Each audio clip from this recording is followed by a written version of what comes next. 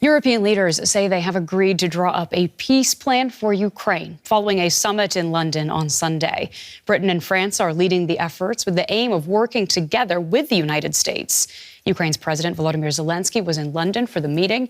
He said he believes he can salvage his relationship with Donald Trump and that he felt Europe's clear support.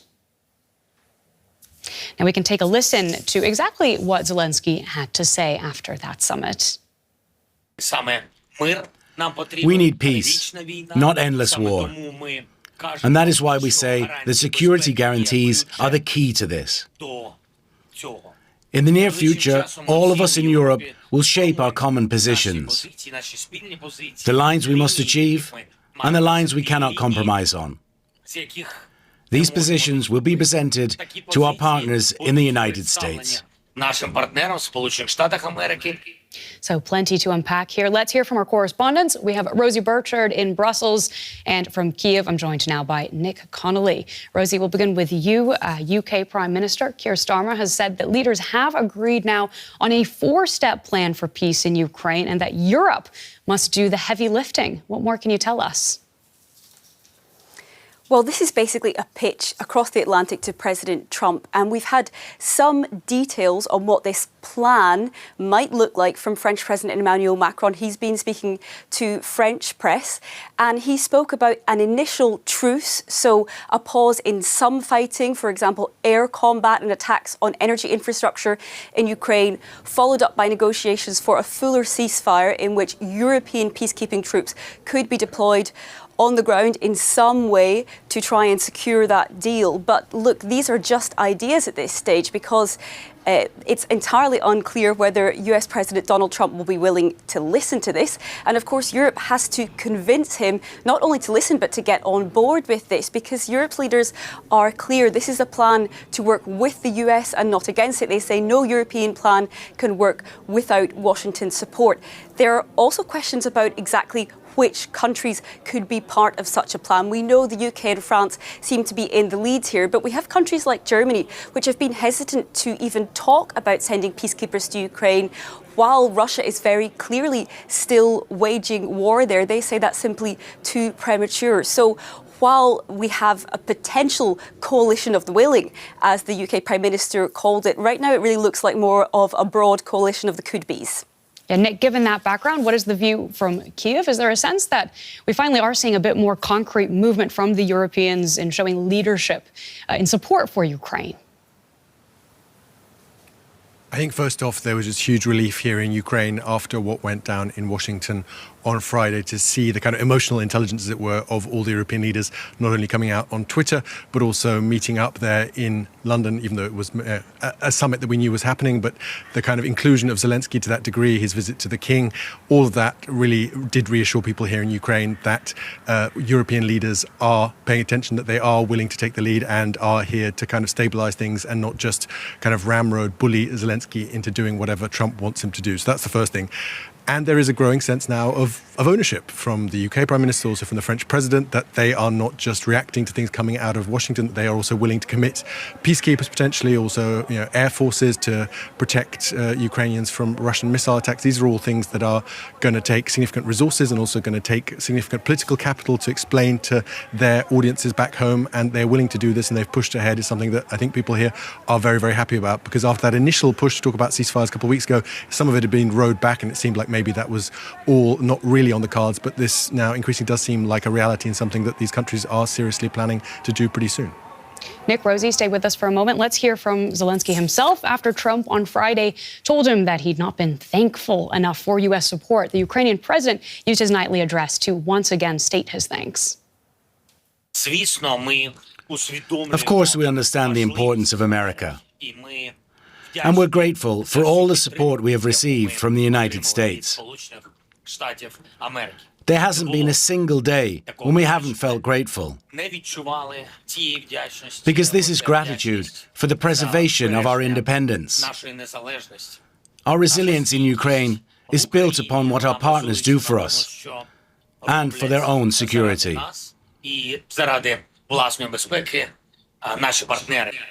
Back to Rosie Birchard in Brussels. Fair to say Zelensky's relations with the U.S. have been pretty badly damaged after that spectacular dressing down by President Trump at the White House.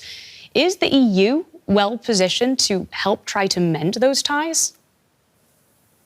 Well, what a difference in atmosphere we saw at those talks in London on Sunday compared to those dramatic clashes at the White House. And while European leaders have been, as Nick alluded to, really trying to show they're embracing President Zelenskyy, they've also been careful in most cases not to criticise President Trump. And it's clear that they've also been pushing the Ukrainian president to try and mend ties with his American counterpart. Now, some European leaders, for example, French President Emmanuel Macron and British Prime Minister Keir Starmer, have also had recent visits to Washington. They were seen as much more successful. So they've got a bit of diplomatic credit in the bank with the United States, and you can bet they'll be trying to cash that in over the next few days. The calls will continue to circulate between European capitals. One key date to watch will be this Thursday when European Union leaders gather here in Brussels. They're expected to take some decisions, at least try and hash out some consensus on boosting military aid to Ukraine.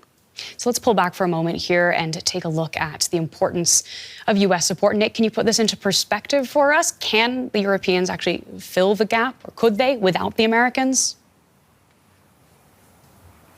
I mean, if you look at the sums, Europe has now drawn pretty close to what the Americans have done in terms of military aid to Ukraine. And then there's obviously the more significant financial aid to Ukraine that has come from Europe.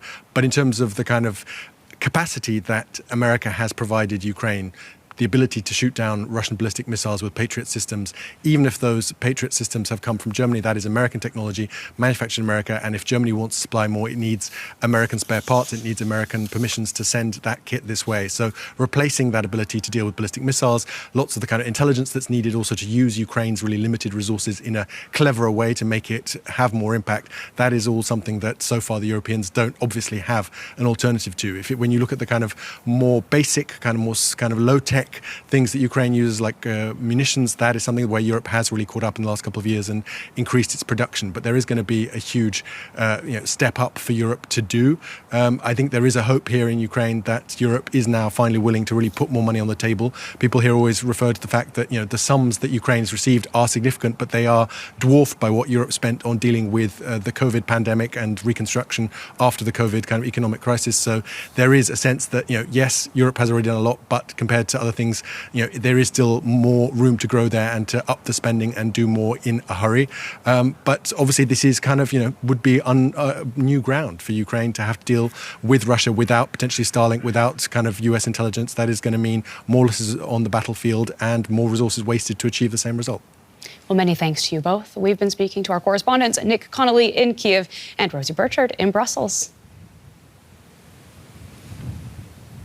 We're joined now by Olexander Scherba. He's the former Ukrainian ambassador to Austria, and he joins us now from Kyiv. Welcome to DW. Thank you for your time today. We've heard from European leaders talking about this coalition of the willing, wanting to draw up a peace plan to present to President Trump. Can I ask you, first of all, for your thoughts on those efforts?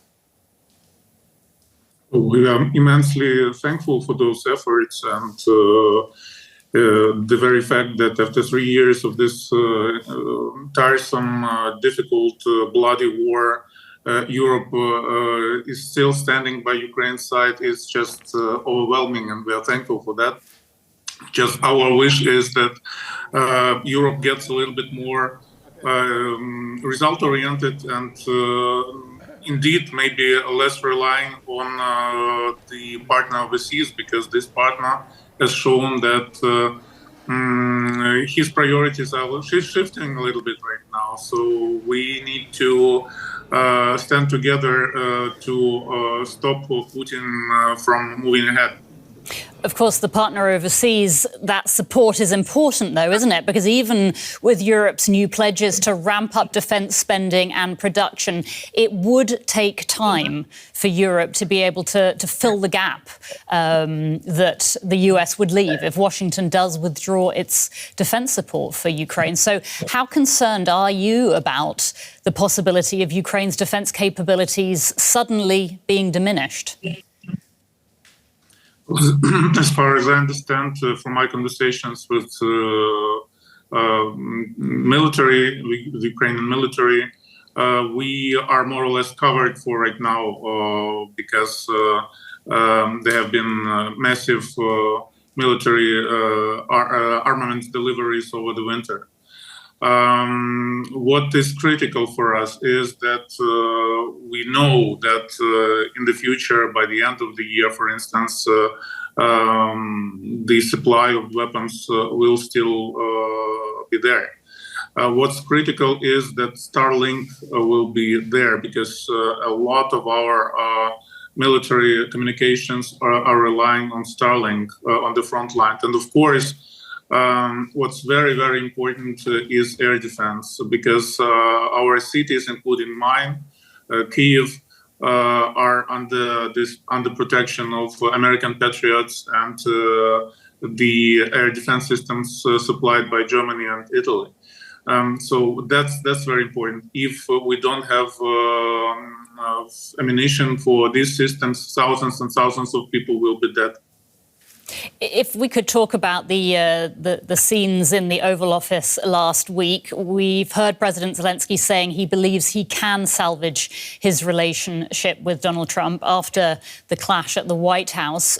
Do you think that's realistic? No, it's about survival of a nation. So it's bigger than emotions of any person, of any government. Of course, the emotions were hurt.